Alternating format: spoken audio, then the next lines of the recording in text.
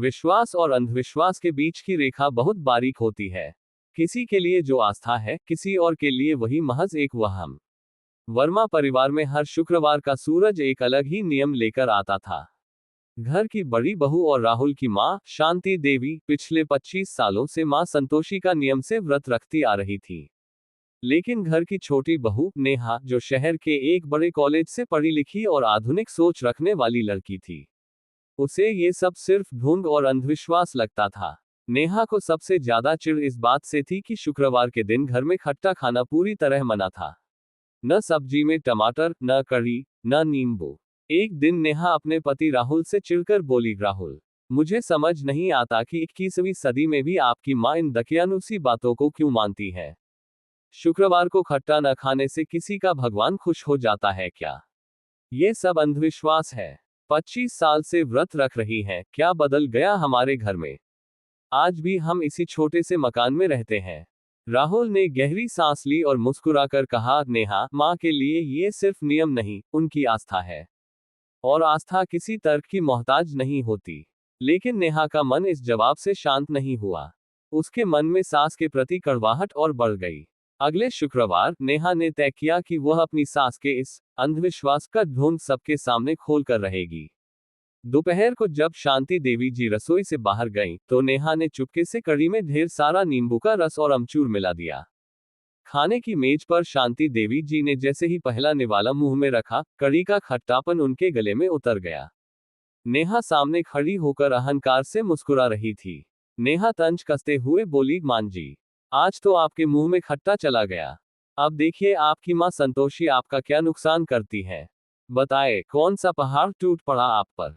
शांति देवी जी ने शांति से plate side रखी। उनकी आंखों में गुस्सा नहीं, बल्कि एक अजीब सी करुणा थी।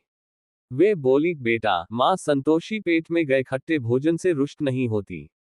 वे तो मन में रखी कड़वाहट और खटास से रुष्ट होती है।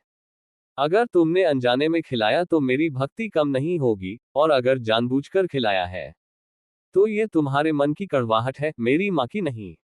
उसी शाम करीब 7 बजे नेहा के पास हॉस्पिटल से फोन आया। उसके इकलौते छोटे भाई रोहन का एक भयानक एक्सीडेंट हो गया था। रोहन की हालत बहुत गंभीर थी।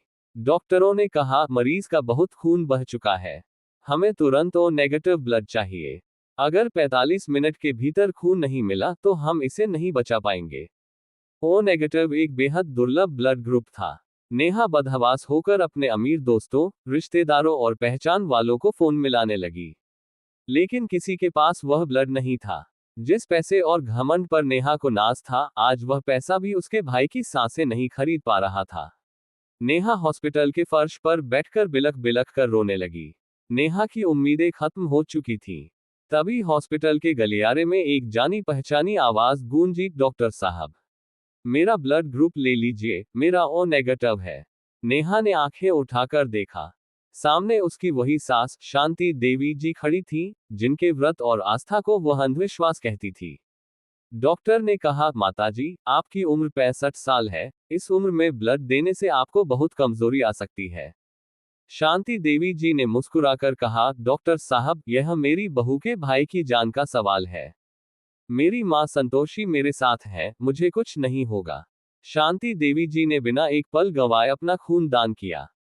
रोहन की जान बच गई। जब रोहन की सांसें वापस लौटी, तो नेहा फूट फूट कर अपनी सास के पैरों में गिर पड़ी। वह रोते हुए बोली, मान जी, मुझे माफ कर दीजिए। मैंने आपके नियम में, आपकी कड़ी में खटास घोली थी। फिर भी आपने मेरे परिवार की मिठास बचा ली। जिसे मैं अंधविश्वास समझती रही, आज उसी आस्था ने मुझे मेरा भाई लौटा दिया।